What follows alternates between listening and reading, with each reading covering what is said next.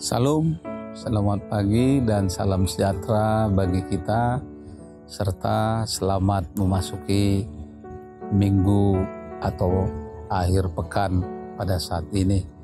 Saya yakin dan percaya saudara juga pasti saat ini sedang bersuka cita oleh karena berkat Tuhan di tengah-tengah kehidupan, dan mungkin ada yang bersuka cita karena memperingati hari kelahirannya ataupun pernikahan di tengah-tengah keluarga.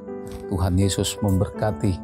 Dan bagi saudara-saudari jemaat keluarga yang mungkin pada saat ini masih dalam keadaan sakit, jangan menyerah, selalu berharap kepada Tuhan.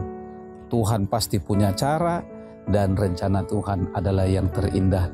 Tuhan pasti memberkati apa yang dilakukan oleh keluarga, makanan, minuman, dan obat-obatan yang Anda konsumsi.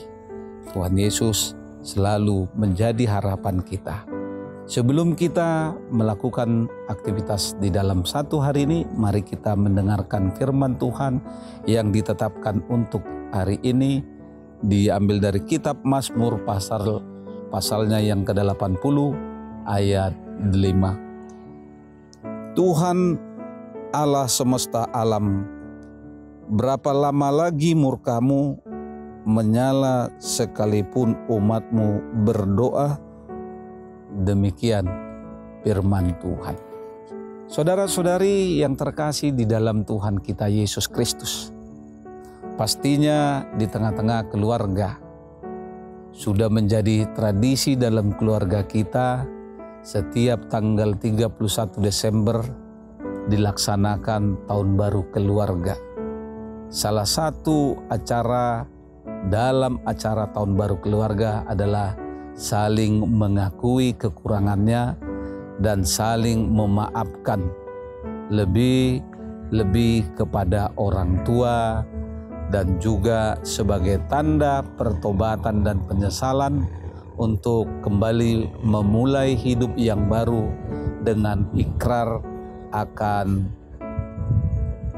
hidup dengan baru dan tidak lagi mengulangi kesalahan yang sama. Tuhan menyatakan murkanya kepada bangsa Israel karena tindakan pengkhianatan yang dilakukan oleh umatnya. Beratnya penderitaan yang dialami membuat umatnya berkeluh kesah kepada Tuhan. Hal ini dapat kita lihat dari ungkapan kata berapa lama lagi. Kalimat ini merupakan atau memperlihatkan ketidaksabaran mereka karena murka Allah tidak kunjung berhenti atau surut. Walau mereka telah mengakui kesalahan mereka, karena murka Allah tidak kunjung berhenti. Dan mereka berdoa memohon pengampunannya sebagaimana yang dikatakan di ayat 5. Makanan sehari-hari mereka adalah penderitaan, ratapan, dan olokan-olokan para musuh-musuh Israel sebagaimana yang dikatakan di ayat yang ke-6 dengan ayat yang ke-7.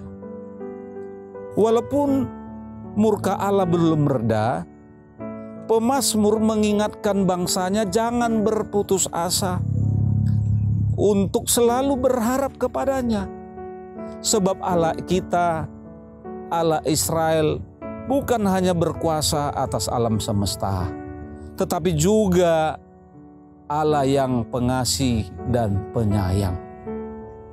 Dengan sesering mungkin terus-menerus merendahkan diri di hadapannya, pemazmur berharap ekspresi kemarahan atau murka Allah berubah menjadi sukacita. Keceriaan wajah Allah menandakan hari penyelamatan Israel segera tiba. Ratapan pemazmur yang dituliskan saat ini merupakan wujud penyesalan, pertobatan, dan pengharapan kepada Allah.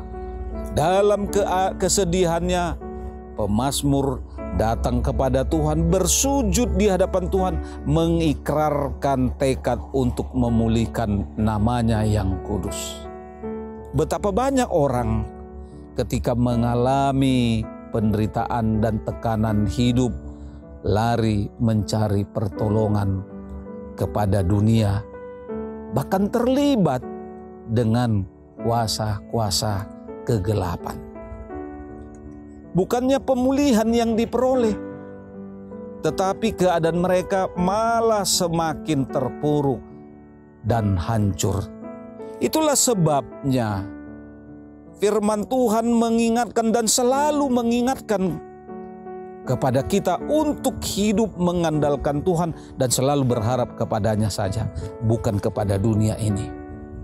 Saudara-saudari, berangkat perasaan Mazmur ini muncul dalam perasaan kita di tengah-tengah keluarga, di tengah-tengah gereja, dan juga di dalam bermasyarakat, di tengah-tengah bangsa dan negara kita.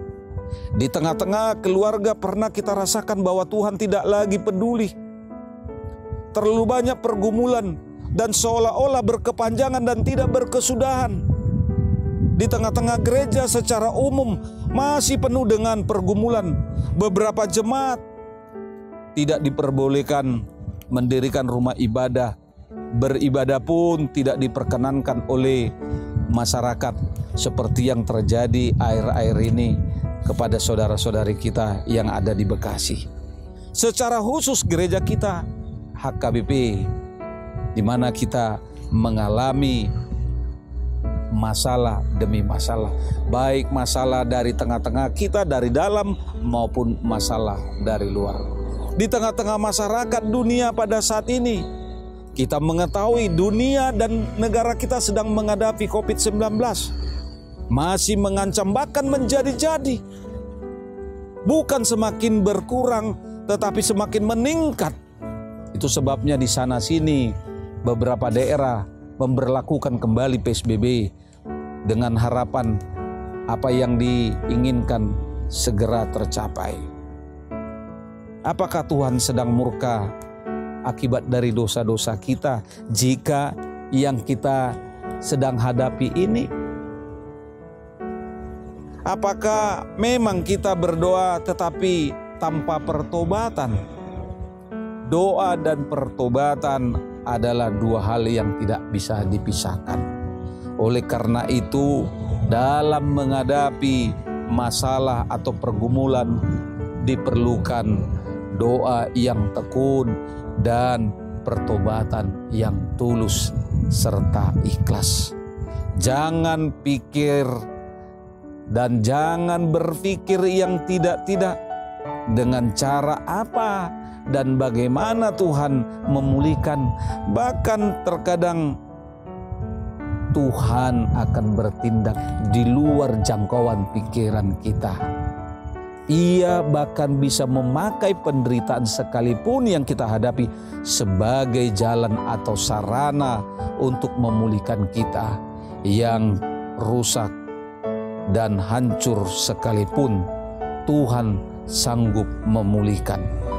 Apabila bejana yang sedang dibuatnya dari tanah liat di tangannya itu rusak, maka tukang peruk itu mengerjakannya kembali menjadi bejana lain menurut apa yang baik dari pandangannya, sebagaimana yang dikatakan di dalam Nabi Yeremia pasal 18 ayat 4. Saudara-saudari yang terkasih, sudahkah Anda menghidupi pertobatan dalam Mazmur ini?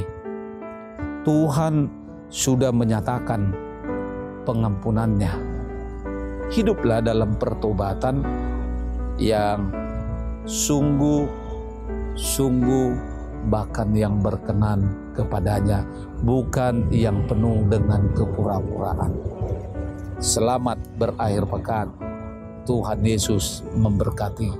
Shalom.